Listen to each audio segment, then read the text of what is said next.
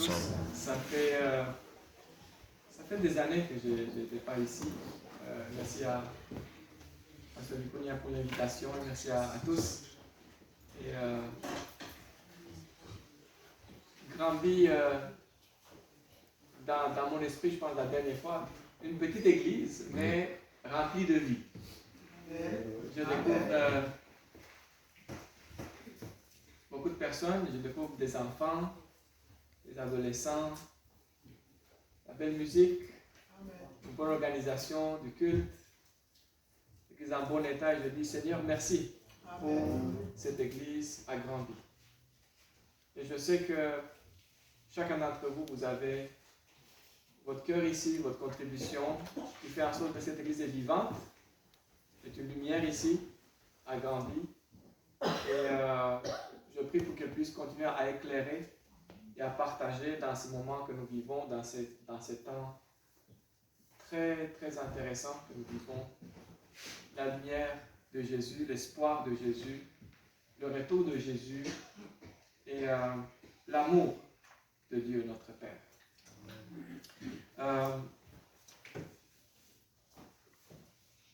Je pense que nous devons être reconnaissants et c'est jamais trop de le dire, de l'avouer, d'y penser. Le fait qu'on a la vie, le fait qu'on a la paix, le fait qu'on a la liberté dans ce monde n'est pas de mise. Moi, je viens de l'Europe et même quand j'étais comme les enfants ici, je ne pensais pas qu'on peut avoir une guerre à quelques heures d'où je suis né. Parce que l'Ukraine, la Moldavie, c'est pas loin d'où je suis né. Il n'y a personne qui pensait qu'il va y avoir une guerre là-bas. Puis, récemment, une autre qui a éclaté dans le Moyen-Orient, dans Israël, Gaza. Vous connaissez, il y avait des victimes, des enfants. Et il y a aussi d'autres conflits, d'autres situations. Il y a des réfugiés, il y a des situations économiques difficiles. Alors, si ce matin, nous avons pu avoir notre avoine avec lait de soya ou bien les fruits qu'on a eus, en tranquillité, rentrer dans la voiture, démarrer, le carburant est dans le réservoir, la chaleur est dans la maison, on a un habit chaud pour s'habiller. Écoutez bien, il faut être reconnaissant. Amen. Il faut être reconnaissant. Je sais, ce n'est pas tout parfait. Chez vous, chez moi, personne ne peut dire que tout est parfait dans sa vie. Mais il faut compter les bienfaits. Il faut être reconnaissant. Et aujourd'hui, j'aimerais méditer avec vous sur la vie.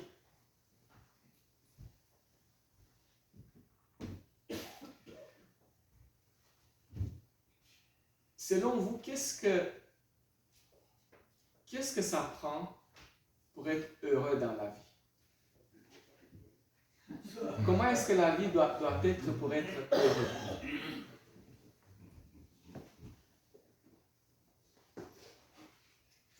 Dites-moi. Ouais, les enfants, vous pouvez commencer. Qu'est-ce que vous voulez avoir pour être heureux dans la vie? Oui? La famille. La famille. Oui, c'est important, n'est-ce pas? C'est important. Je suis content parce que, vous savez, moi j'ai 2 filles et ma petite, là, elle me rappelle, je pense, 2 fois, 3 fois par jour qu'elle aime sa famille. Et quand elle m'appelle mon papy d'amour, et wow, je suis au 9e ciel, comme on dit. Oui, donc je pense que tes parents doivent être très contents d'entendre ça. J'espère. Quel est ton nom? Narins. Tes parents sont contents d'entendre ça. Oui, la famille, c'est important. En fait, imaginez que vous aviez tout et que vous étiez seul sur la terre. pensez-vous que vous seriez content? Non. Mais vous auriez tout pour vous. Hein? Tous les paysages, toute la terre est juste pour vous. Seriez-vous content? Non, même Adam n'était pas content. Adam, Vous savez, c'est important de réaliser ça, qu'on est fait pour le partage. Ouais. On est fait pour partager, pour recevoir et pour donner l'amour, pour avoir cet échange.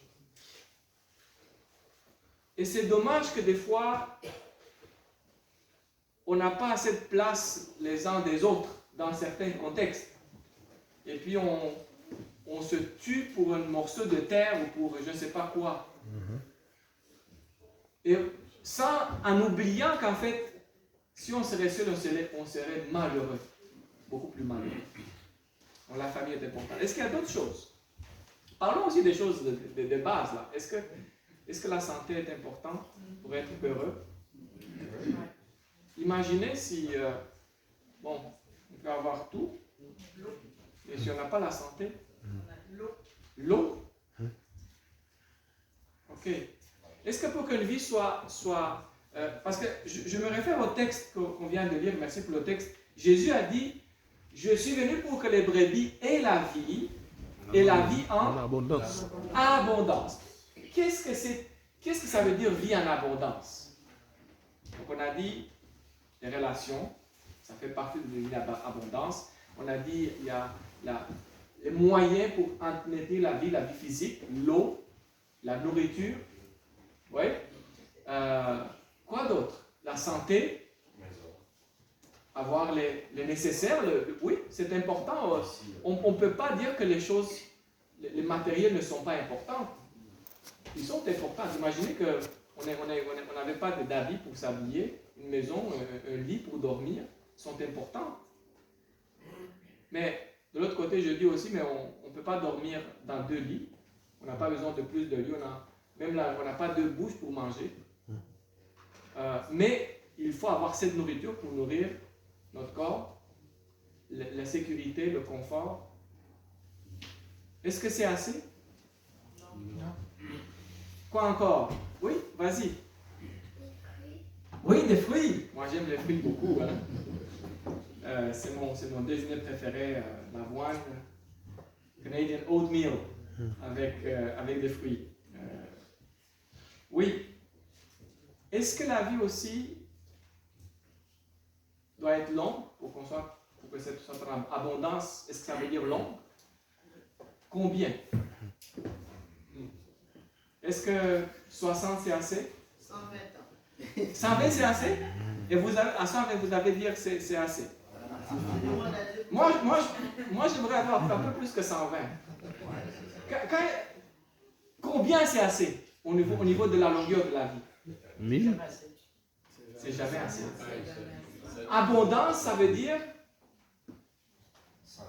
sans limite. Mais nous, on regarde autour de nous, on sait, mais à 65, on part à la retraite. Et puis, on sait qu'à un moment donné, on va dormir. On va dormir. Mais heureusement, Jésus nous a promis qu'une fois que notre vie est en lui, on est sauf. On est en sécurité. Notre vie est cachée en lui et on a la vie éternelle. J'aimerais vous parler un peu de la vie. Parce que dans la Bible, il y a plusieurs mots pour parler de la vie. Donc, il y a d'abord le mot bios. Vous connaissez le terme biologie. Bios, vie. Logos, logia c'est science ou parole. La parole sur la vie, la biologie. Et les enfants à l'école, moi j'étais aussi à l'école, on apprenait la biologie. On apprenait sur les plantes. Est-ce que la plante ont la vie? Oui, ils ont ce bios. Parce que pourquoi? Qu'est-ce que c'est là? En fait, est-ce qu'un roche a la vie? Une roche. On dit que non. Pourquoi? Parce que il n'y a pas de processus De interne respiration. qui soutient. Le roche, elle ne bouge pas, elle ne grandit pas. Ouais. Oui, elle peut se casser, elle peut se fragmenter en morceaux, en poussière, mais elle donne naissance à rien. Mais une plante, les fleurs, ça pousse. Maintenant, il n'y a plus rien, mais le mois de mai, l'année prochaine, on va revenir ici, on va trouver des fleurs. Devant votre maison, il y aura des fleurs, ou bien dans les parcs. Et ça fait du bien. Donc, il y a de la vie dans les plantes.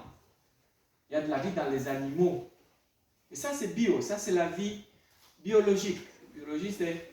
Il y a des substances qui circulent, qui font des échanges. Il y a l'air, on prend l'oxygène. L'oxygène brûle dans notre corps et puis ça fait l'énergie qui nous fait bouger, agir, réfléchir. Ça, c'est la vie biologique. Mais ce n'est pas le seul mot biblique pour la vie. La vie biologique est importante, mais ce n'est pas le seul type de vie qui existe.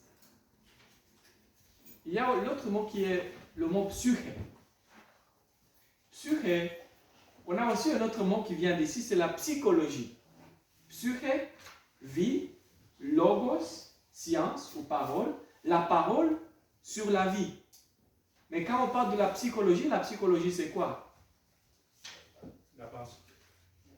On parle de la vie intérieure. Maintenant, si dans la biologie, on peut décrire quelle est la vie biologique, mais on dit quel est ton pouls, hein? C'est la fréquence des batailles du cœur, c'est la pression artérielle, c'est les fonctions des organes, ça c'est le bios. Mais le psyché, c'est un peu plus difficile à mesurer parce qu'en fait, on ne peut pas le mesurer parce que le psyché, c'est caché, c'est pas lié au physique. Le psyché, c'est dans notre tête et nous, on dit dans notre cœur, mais en fait, on sait que les émotions, c'est pas ici. En fait, le cœur, pourquoi est-ce qu'on dit que les émotions sont dans le cœur? Parce que le cœur réagit et donne des signaux quand les émotions, ici, on a peur, le cœur va battre. Ou bien aussi quand on aime quelque chose, notre cœur va aussi battre plus fort. Donc, il y a des signaux qui sont dans le psyché qui vont influencer le bios, la vie biologique. Mais en fait, la racine de ces choses, c'est quoi? Nos émotions. Ce qui arrive dans notre tête. On voit quelque chose, ça crée une émotion. On parle avec quelqu'un, on entend quelque chose. Ça peut être la joie, la tristesse. Et ce psyché, c'est exactement ce que rappelle-moi ton nom. Lawrence disait, c'est surtout relié avec les relations, parce que le psyché, c'est surtout notre réaction face aux autres, aux réalités autour de nous. C'est les sentiments, les émotions, les attitudes que nous avons.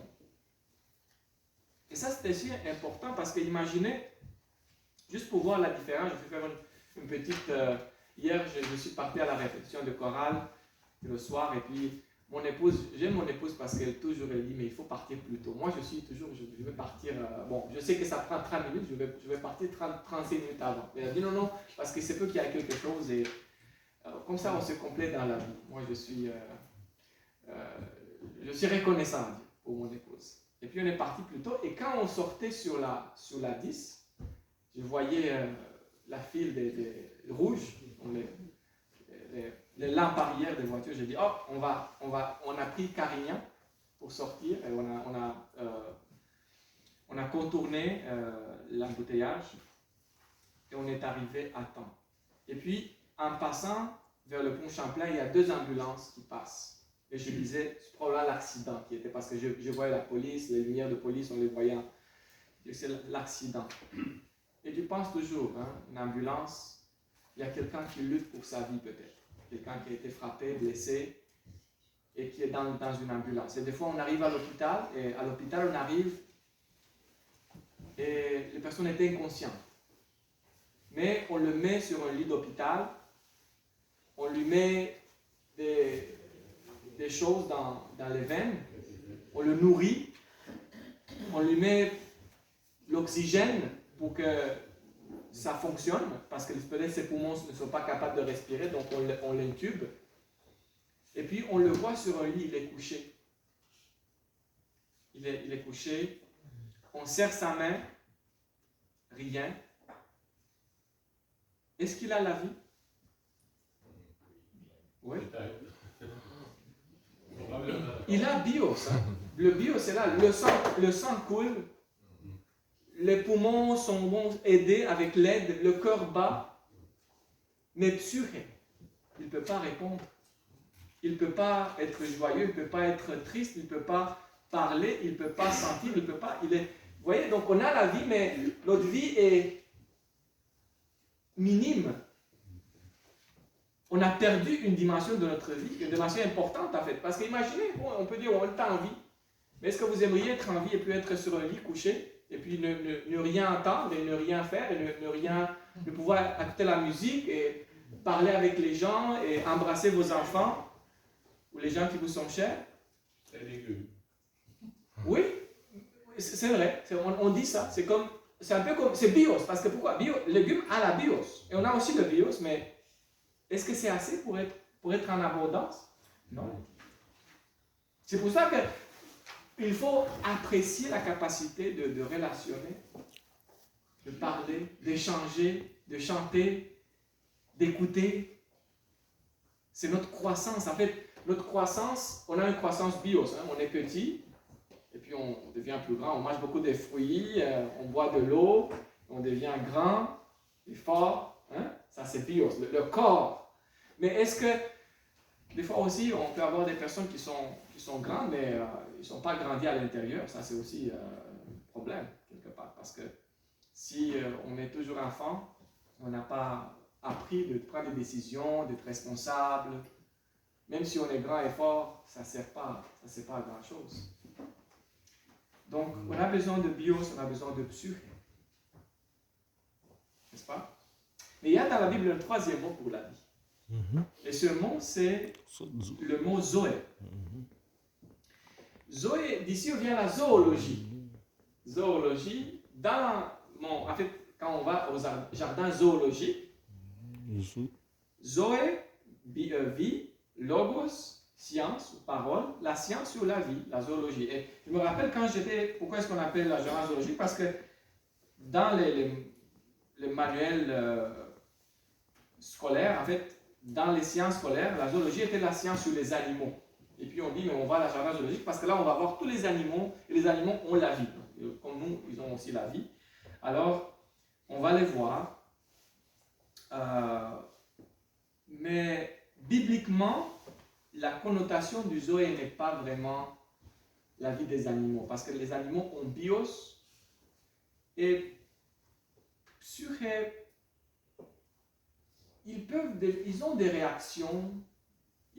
On voit qu'un chien, il est content ou qu'il veut nous mordre, oui.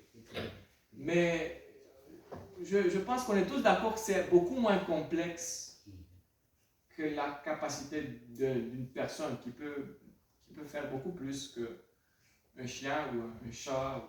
Ils ont aussi des capacités, mais très limitées, et limitées par rapport aux humains. Mais Zoé, dans la Bible, en fait, comment est-ce que je peux exprimer ça? Zoé, c'est... Pour expliquer Zoé, je vais vous dire une histoire. Vous connaissez l'histoire de la création des enfants? Comment est-ce qu'on est apparu? Les hommes, les humains. Avec la poussière. Je vais raconter une petite histoire. On dit qu'il y avait une petite fille comme les filles ici, et puis elle est allée voir ses parents parce qu'elle voulait savoir comment est-ce que les êtres humains sont apparus, sont issus. Et elle va voir son père. Elle dit, papa, en fait, non, d'abord elle voit sa mère parce que c'est une fille. Elle va voir sa mère, et puis la maman dit, mais écoute, c'est Dieu qui a créé l'homme et la femme. Il a soufflé le souffle de vie à l'homme, et puis c'est comme ça qu'on est. Et puis nous, en tant que parents, on donne naissance aux enfants, et puis ainsi de suite. Mais la vie, originalement, ça vient de Dieu. C'est un don de Dieu. Ok? elle va aussi voir son père, voir qu'est-ce que son père va dire. Et puis, quand elle parle à son père, mais, tu sais, il y avait des petits singes, et puis ces singes sont transformés en humains. Puis maintenant, la petite fille est un peu confuse, en confusion, mais maman dit quelque chose. Papa, on peut pas. C'est sûr qu'on est dans un monde relativiste, là, mais au bout de la ligne, on sait tous qu'on peut pas, l'un et l'autre ne peuvent pas être vrais en même temps. Non? Mais elle retourne à sa maman et dit, maman, mais écoute, je suis en confusion parce que tu m'as dit une histoire et papa m'a dit une autre histoire. Tu m'as dit que c'est Dieu, papa m'a dit que c'est les singes. Alors maman dit à sa fille, chérie, ne t'inquiète pas. Moi, je te dis l'histoire de mon côté de la famille. Et ton père t'a dit l'histoire de son côté de la famille. Mais en laissant un peu la petite histoire, la petite blague là, mais je sais qu'il y a des gens qui, nous on croit à Dieu, il y a d'autres qui pensent que c'est les singes. Mais moi, quand je rencontre ces gens, je respecte leur opinion. On a tous droit à une opinion. Je pense que c'est important de se respecter. Si on veut que les autres nous respectent pour notre foi, pour notre conviction, il faut les respecter aussi. On peut te dire que Dieu a fait des singes? Exactement. En fait moi, la manière que je vous conseille de poser des questions. Ok, mais les singes, c'est qui les a fait? Ou d'où viennent les singes? Et il faut obliger les gens à reculer, jusqu'à ce qu'il n'y avait pas de vie, parce que dans en fait, la théorie évolutionniste, je fais une parenthèse ici, dit qu'il n'y avait rien, il y avait un vide. L'univers était concentré dans quelque chose comme ça. C'est ça qu'ils disent. Imaginez, est-ce que vous avez été au planétarium? Qui a été au planétarium à Montréal? Écoutez, je vous ai, les enfants, les parents, prenez vos enfants une fois, c'est pas cher, allez voir au planétarium, ça ouvre un peu l'immensité de l'univers, ça ouvre un peu l'intelligence et l'esprit. Donc, ils disent qu'il y avait un Big Bang, une explosion qui a créé tout ce qui existe. Mais ça n'explique pas encore la vie parce que ça a créé juste la matière, donc ça a créé les roches, les planètes, les gaz qui sont les étoiles et tous ces corps cosmiques. Mais la vie n'est pas encore expliquée. Attendez, parce que la vie n'est pas dans l'explosion que la vie est apparue. Et puis on demande, mais comment est-ce que la vie est apparue? Et puis ils disent, mais bon, mais vous savez, il y avait comme une soupe là, l'eau et les roches, la poussière, ça a fait une soupe. Et dans cette soupe, il y a une bactérie qui est née. Ah! Extraordinaire. Et puis cette bactérie-là, s'est transformé dans un autre organisme, et puis à un moment donné, on a des choses de plus en plus complexes, jusqu'aujourd'hui. Et nous voici, de la bactérie à l'homme, en fait la bactérie de Big Bang. J'ai dit, ok, c'est intéressant, j'ai dit, ok. Mais alors, si ça c'est vrai, qui nous dit que l'homme est le dernier? Mais si l'évolution existe là, ça serait un peu présomptueux de dire, mais nous, on est le dernier, après nous, il n'y a rien. Ça s'arrête avec nous. Hein? Vous êtes d'accord avec moi? Oui, c'est pas l'évolution. Si c'est l'évolution continue. Ça va. Alors, après nous, c'est quoi? Ça, c'est une autre question. Et puis, vous savez, j'ai étudié un peu le sujet, parce que ça me préoccupe pour moi, la question de ma foi. C'est vraiment une question importante. Je ne vais juste pas dire, ok, je crois, et puis j'abandonne toutes mes questions. Non, je n'abandonne pas mes questions. Parce que j'aimerais comprendre. Et j'aimerais être sûr que si je choisis de croire, ça tient. Et pour moi, ça tient parce que vous savez quoi? En étudiant les choses, regardez par exemple, si vous laissez votre église, ne passez pas 2 mois. Non, je blague, pasteur, pardonnez-moi. Donc si vous ne passez pas 2 mois devant votre église, comment est-ce que vous avez trouvé votre église après 2 mois? L'herbe va pousser, les araignées partout. Il y a une loi qui dit que si on ne tient pas à quelque chose, ça va se désorganiser, ça va se détruire. Il n'y a pas de... Les lois de la thermodynamique, les lois qui disent qu'en fait, on est en désorganisation, pas pour s'organiser. Donc ça, c'est une chose. Comment est-ce que tout ça a été créé? Donc il y a beaucoup de choses. Et puis, au niveau de la génétique, on parle de ADN. Vous savez que l'ADN est différent. Et puis, les mutations génétiques, la plupart, la grande majorité, ceux qui apparaissent par des erreurs, sont défavorables, ne sont pas favorables. C'est-à-dire que la plupart des fois, quand il y a des mutations génétiques, il y a des problèmes avec ça, qui viennent avec ça. C'est pas, on devient meilleur. Donc il y a beaucoup de questions. Et en plus, ça c'est aussi très important, mais peut-être c'est un peu plus compliqué pour les enfants, mais j'essaie d'expliquer. Par exemple, les premières bactéries ne voyaient pas. C'est juste des cellules, des petites cellules qui n'ont pas des yeux, ils n'ont pas de nez, ils n'ont pas de bouche. Ils se nourrissent avec des transferts des substances par la peau. Ils n'ont pas de bouche, ils n'ont pas de système digestif. Donc nous, on est des êtres complexes. Et on a un système digestif, la nourriture entre et puis ça sort aussi. Et puis on a tout ça. Et les yeux, par exemple, la vue. Vous savez, l'œil. L'œil, c'est une petite boule. Une petite boule. Mais vous savez que cette boule-là, c'est complexe. C'est complexe, ça. Il y a des millions de cellules et des petits bâtons qui sont à l'intérieur qui font en sorte que l'image est captée. Et puis, pas seulement il est capté, mais s'il est capté ici, il y a un nerf optique qui part des yeux et puis qui vient au cerveau. Et là, au cerveau, il y a un petit centre, il y a comme un centre de commande qui dit « Ah, on a des images ». Et puis, il capte les images et dit « Ah, ce que vous voyez, c'est pas ici que… » Bon, l'œil, ça c'est la caméra, mais l'écran est ici, quelque part. Et puis, vous savez, l'œil est tellement complexe, si ça a évolué pour qu'on voit, normalement, il faut que ça évolue en même temps avec le nerf optique, en même temps avec le centre qui va interpréter le signal. Mais nous, l'évolution dit qu'en fait, l'évolution a été des changements petits, à travers des milliers et des milliards et des millions d'années. Alors d'abord, c'était peut-être quelque chose, mais ma question, vous travaillez dans les choses. Si on fabrique ce micro, on a fabriqué le micro, mais on n'a pas les haut-parleurs, ça sert à quoi?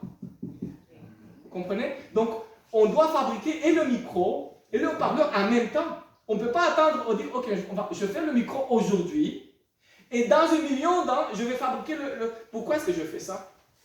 Parce qu'il y avait un plan. Il y avait un plan de dire, je vais faire un micro, je vais faire un haut-parleur, et je vais les mettre ensemble en même temps.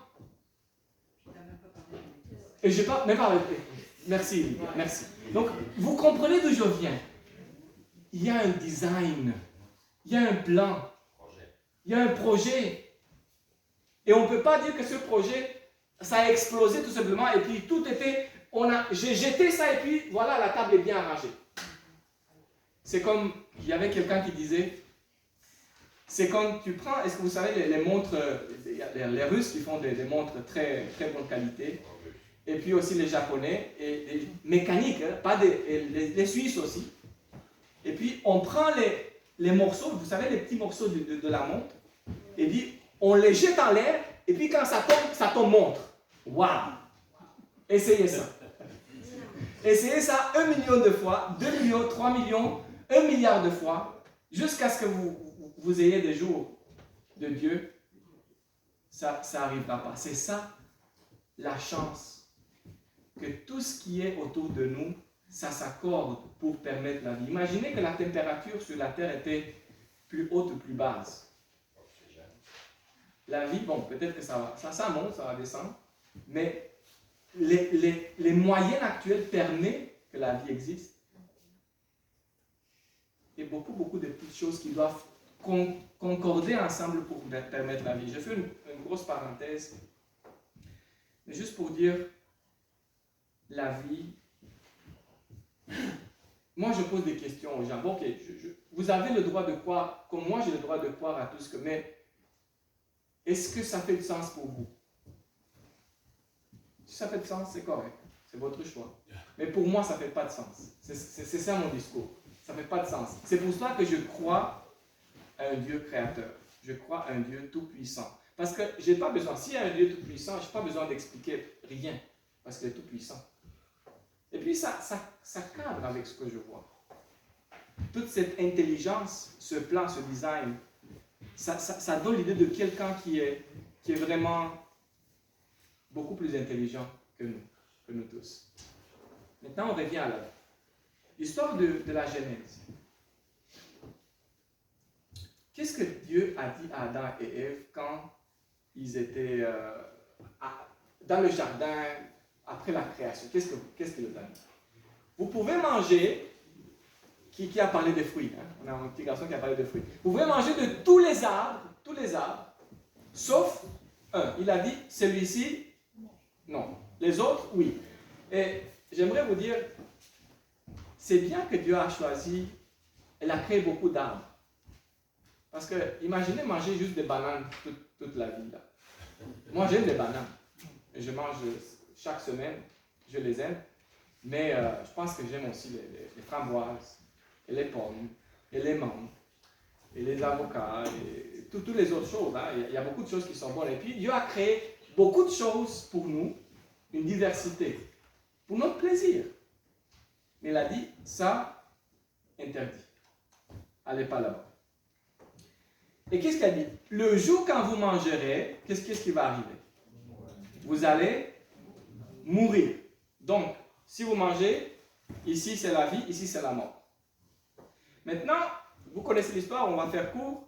Adam et Ève, est-ce qu'ils ont mangé ou non? Ils ont mangé.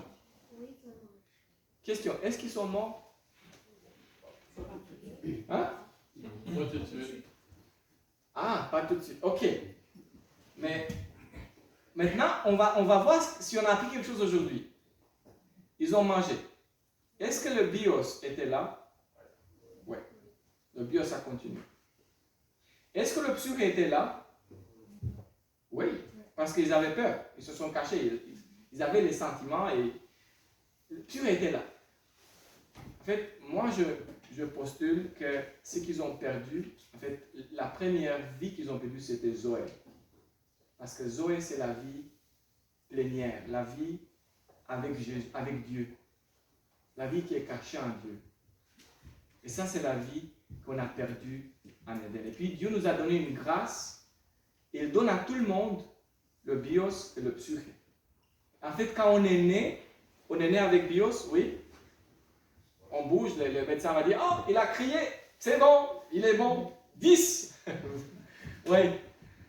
Et oui, puis on commence à apprendre, à rire, coucou, et l'enfant commence à, oui, non, c'est ça la vie, hein? On veut qu'il réponde. Nous, on essaie, est-ce qu'il répond? Oui, il répond. Ah, les parents sont contents, il répond. Bon, des fois, ils sont aussi contents quand il dort. Mais on veut être content. Et puis, on voit qu'il commence à parler et tout ça. Et vous savez, le Zoé, pourquoi est-ce que la Bible dit vous étiez morts dans vos péchés? Vous étiez morts dans vos péchés. Et puis on dit, il faut que vous naissez de nouveau. Parce qu'en fait, quand on est né, oui, Dieu nous a donné à tous biosexuels, mais le Zoé, on ne peut l'avoir juste en relation avec lui. Si on n'a pas en relation avec Dieu, nous, on a ces deux niveaux de vie, mais on n'a pas la vie Zoé. Et quand Jésus dit, je suis venu pour que les brebis aient la vie et l'aient en abondance, pensez-vous, est-ce qu'il a utilisé le mot bios, psuré ou Zoé? Zoé. Et c'est le même mot qui est utilisé Jean, l'apôtre Jean, dans ses épîtres, quand il dit, c'est lui qui a le Christ a la vie, Zoé. C'est-à-dire que, oui, on est... Le fait qu'on a le bios et le psuré, c'est bon, mais on est quand même mort. C'est ça que la Bible dit. On appelle, quand on a juste ces deux niveaux, on est mort. Parce qu'en fait, on va mourir. On va mourir. C'est le temps de grâce que Dieu nous accorde pour le connaître, pour l'accepter et pour refaire le chemin que nos parents ont fait, le chemin de désobéissance, on fait le chemin de foi. En fait, la désobéissance était un manque de foi. Et pour refaire ce chemin, Dieu a dit, faites-moi confiance, ne mangez pas. Ils ont pas cru, ils ont perdu la vie, Zoé. Maintenant, la manière de rétablir et de récupérer cette vie, c'est de croire à Dieu. Amen. C'est pour ça que la foi est importante, parce que la foi, c'est la seule manière que nous puissions rétablir cette relation avec Jésus et récupérer notre vie. Parce qu'on dit qu'une fois qu'on reçoit Jésus, nous avons la vie, Zoé. Et puis, imaginez les personnes qui ont cette expérience. Qu'est-ce qui se passe? L'apôtre Paul dit, je vis, mais je ne vis. Ce n'est plus moi qui vis. C'est Christ qui vit en moi. Exactement. Et puis il dit, je n'ai pas peur de la mort. Quand tu as Zoé, quand tu es avec Jésus, tu n'as pas peur de la mort parce que tu sais